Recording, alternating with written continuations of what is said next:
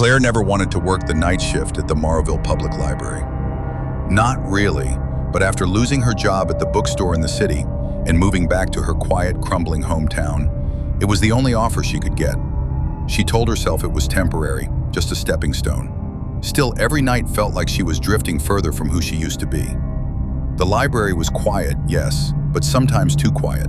The kind of quiet that didn't soothe but pressed in, like a weight on her chest. A silence that made every creak, every breath, every heartbeat sound too loud in her ears. She told herself she didn't believe in ghosts. Not really. Still, she always avoided the rare books room unless she absolutely had to. Something about it felt off, like it remembered things, bad things, old things. It was nearly closing time when she noticed the door was open. Just a crack, barely noticeable, but enough to make her stop cold. Her breath hitched. Mr. Alcott must have come in, she told herself quickly, clinging to the thought. But then she remembered he'd called in sick, flu or something worse. Either way, she was alone tonight, completely alone. A cold flush crept up her spine. She stood frozen in the dim hallway, staring at the cracked door like it might open wider on its own. She swallowed hard. Her palms were already damp. Just check. You'll feel stupid if you don't. Her footsteps were too loud as she stepped into the rare books room. The overhead light buzzed, a low, tired sound that made her skin crawl. Shadows stretched between the tall shelves like arms reaching for something lost. Then, she saw it. An old manuscript lay open on the center table. Claire's chest tightened. Codex Nocturne. Her heart thumped faster. She knew that name. Every librarian knew it. It was supposed to be locked away, sealed in the archives behind 2 doors and a passcode. It was never meant to be out. She stepped closer, almost without meaning to. A strange, dry smell hung in the air. Old paper and something metallic, like rust or blood. She reached out and turned a brittle page, only to find that the final one was missing, torn clean out. Her stomach dropped. "What the hell?" she whispered, the words barely leaving her lips. Then she saw it. A message, written in faded brown ink, scrawled across the wooden table in a trembling hand. "She watches at midnight. Don't let her finish the story." Her breath caught. Her legs felt numb. She glanced at the clock on the wall. 11:58. Claire let out a shaky laugh, thin and unconvincing. "This is nothing," she murmured to the silence, as just some weird prank. But the air shifted. Heavier, tighter, like the room had just exhaled. And Claire knew, with a clarity that made her knees tremble, that she was no longer alone. Not really, not anymore. Claire turned slowly. A woman stood near the back shelf.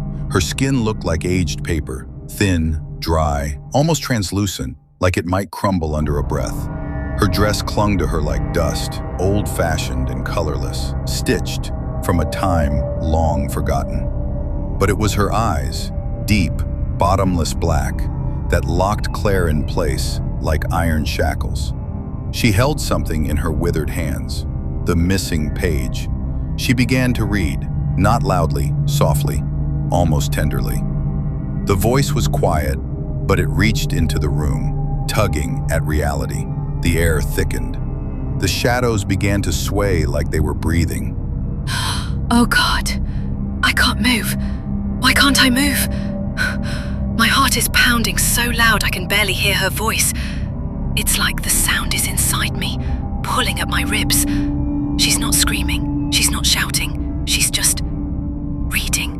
And something's coming undone. I have to stop her. Move, Claire, move now!" Claire lunged forward. Desperation and instinct overtook fear. Her hand slammed the ancient book shut with a heavy final thud. The woman froze, mid-word, mid-breath, and then she vanished. No sound, no wind, no trace. Only the silence, hanging thick and bruised in the air. I'm shaking. I'm holding the codex so tight my knuckles are white. I did it. I stopped it. But I know, in the pit of my stomach, in the cold that hasn't left my skin, it's not over. She didn't return to the library. The next day, Claire quit. She boxed the codex with gloved hands, wrapped it in salt, and mailed it far away with no return address. She burned her old work clothes, tossed out every old book she owned, and moved to a new town. She got a job at a garden center. Quiet work, sunlight, herbs, dirt, living things. The kind of life that didn't whisper at night. It's better now, most days. No old books, no shadows that move. But some nights, around midnight, I hear it, the whisper of a page turning. And sometimes, just beyond the mirror's edge, she's there, still watching,